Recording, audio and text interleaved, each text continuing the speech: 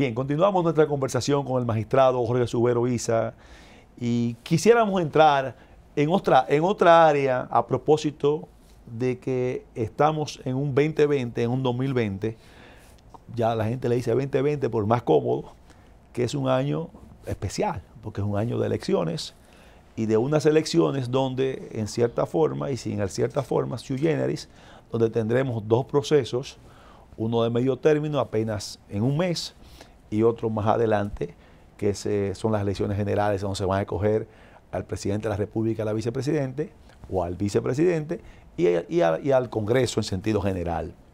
Magistrado, nosotros vinimos discutiendo, a mí me tocó formar parte de un congreso, duré 10 años en él, donde discutimos durante muchos años todo lo que tiene que ver con la ley de partidos políticos, la misma reforma, la modificación a la ley electoral.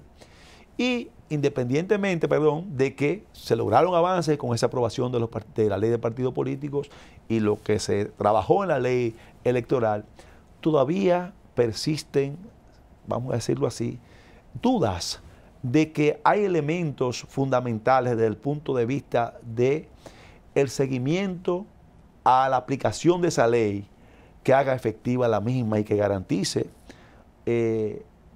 unas elecciones en febrero y en mayo, que no solamente es escoger autoridades, sino podían depender de la escogencia de esas autoridades y de la transparencia y de la buena administración de un proceso electoral, la tranquilidad y la paz de nuestro país. Y me refiero en la parte de esa ley de partido político y la ley electoral, donde se reclama a voces el tema de los fiscales electorales, de su participación y de qué manera se pudiesen implementar con el poco tiempo que tenemos este instrumento que no existe para garantizar una transparencia y un ejercicio libérrimo de la ciudadanía en las elecciones. ¿Cuál es su opinión en cuanto a los fiscales electorales, magistrado? Yo estoy de acuerdo, y desde que yo estaba en la Junta Central Electoral, el tiempo que permanecí, no solamente como suplente, que permanecí suplente de César Estrella Sadalá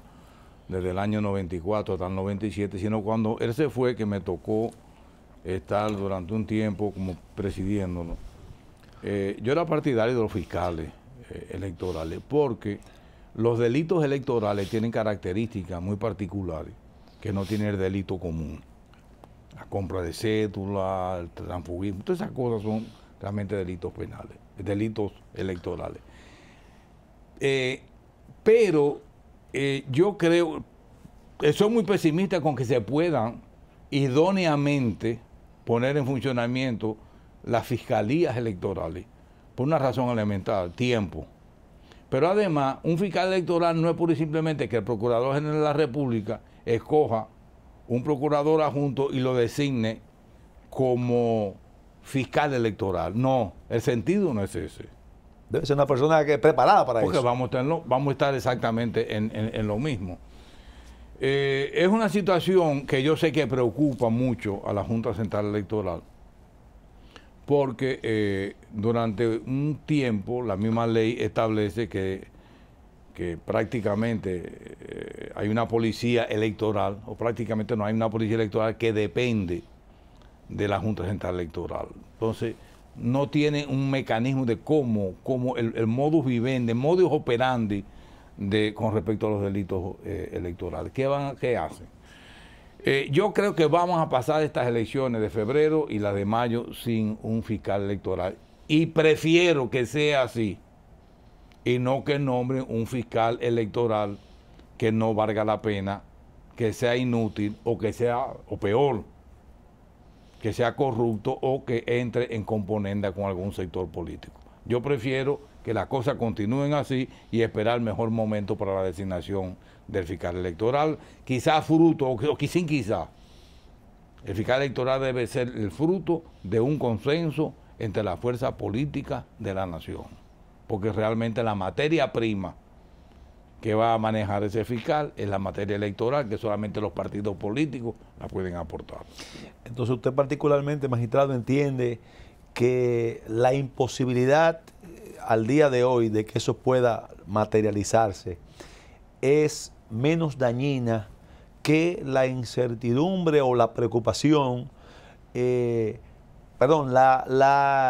incertidumbre o la imposibilidad de materializar eso haría menos daño si se hiciera ahora mal hecho que manejarnos como estamos hoy, aún sabiendo que hay fuertes, vamos a decir, dudas y críticas, no quizás a la propia Junta Central Electoral, porque todos queremos y debemos apostar al ejercicio correcto de la Junta Central Electoral, porque es el organismo que constitucionalmente está llamado a garantizar un proceso de elecciones organizado, transparente, aún con sus debilidades, y que, repito, haga sentir a la ciudadanía conforme de que no van a ocurrir cosas como han ocurrido en el pasado.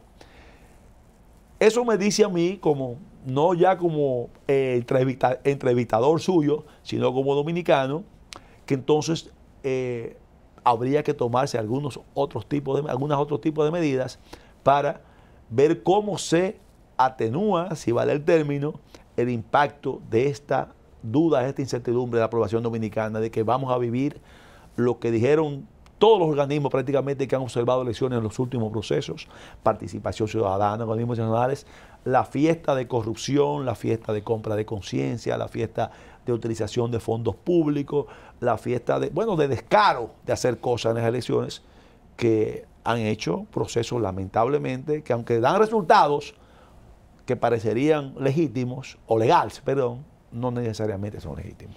En otras palabras, Jorge Subero Isa, prefiere que no se designe ningún fiscal a designar un fiscal que sea de una sola vía. O sea, y si el Procurador General de la República designa un fiscal electoral, no va a designar a un... Debe ser el Procurador General de la República. No podría salir eso de la Junta Central Electoral. No. Eso tiene que ser... Todo el Ministerio Público. Va a ser el Ministerio Público. No, pero como usted habló de que se trata de un tipo de fiscal especial, que no necesariamente es un fiscal de leyes ordinarias, sino un fiscal puramente electoral, no sé, ahí quizás soy un desconocedor. Por eso te digo que lo ideal es que las fuerzas políticas de la nación se pongan de acuerdo para designar ese fiscal electoral. Ahora, ¿lo van a hacer? No. Pues si no se ha podido firmar un pacto para que se respeten las elecciones, mucho menos se va a poder crear un fiscal. Entonces, lo que yo quiero es que no sea el Procurador General de la República quien designe a un procurador adjunto y le asigne la función de fiscal electoral, porque lógicamente al momento de tomar una decisión no va a ser en contra de los intereses de la persona que lo nombró. Esa es la posición que yo mantengo.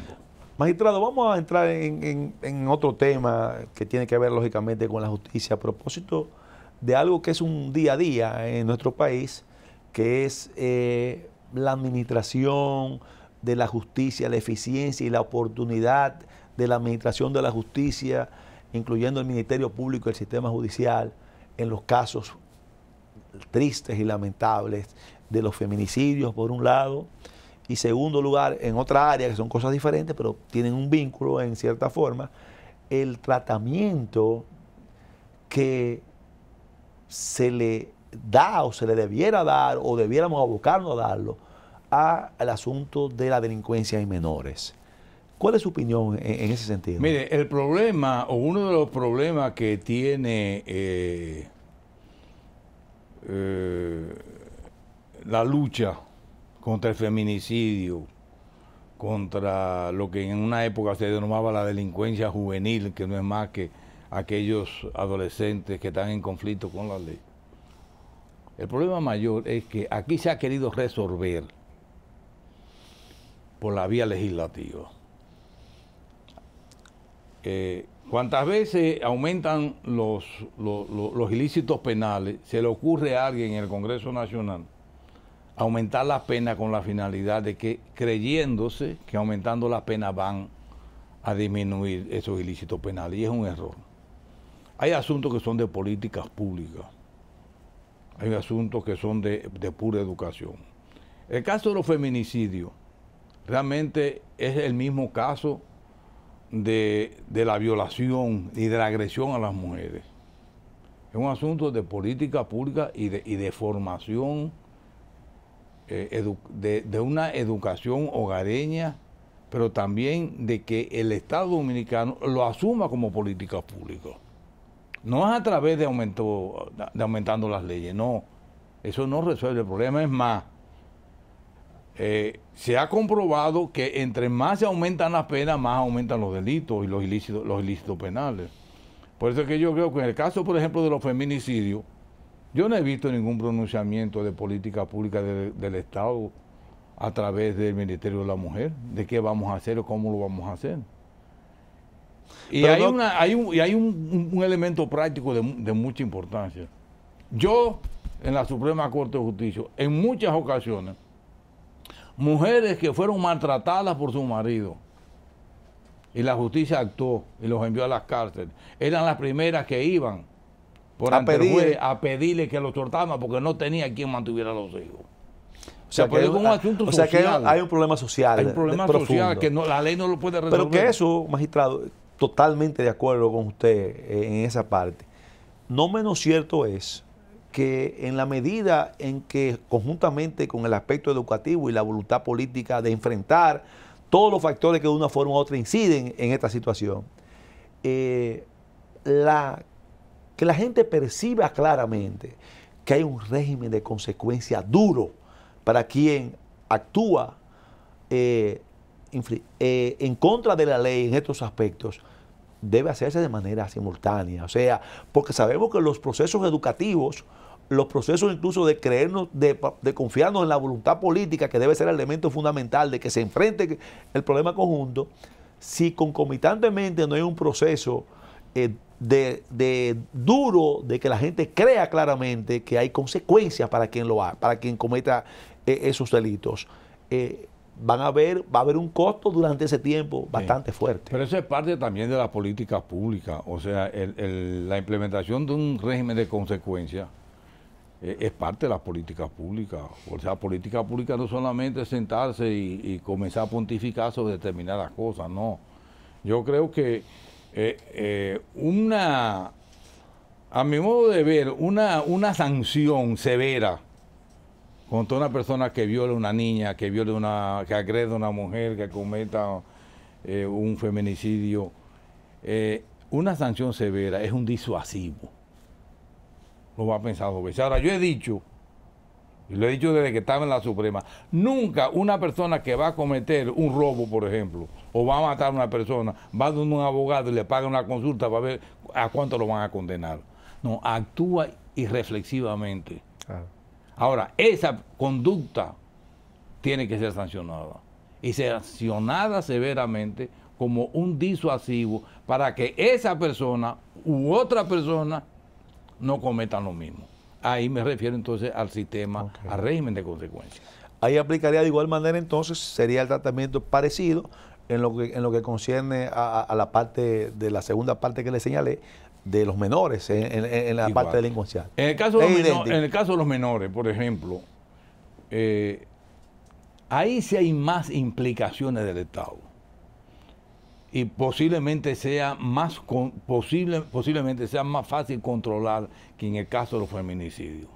El feminicidio tiene un componente social y psicológico muy importante. En el caso de los menores ya es una responsabilidad, es una atención directamente al Estado dominicano.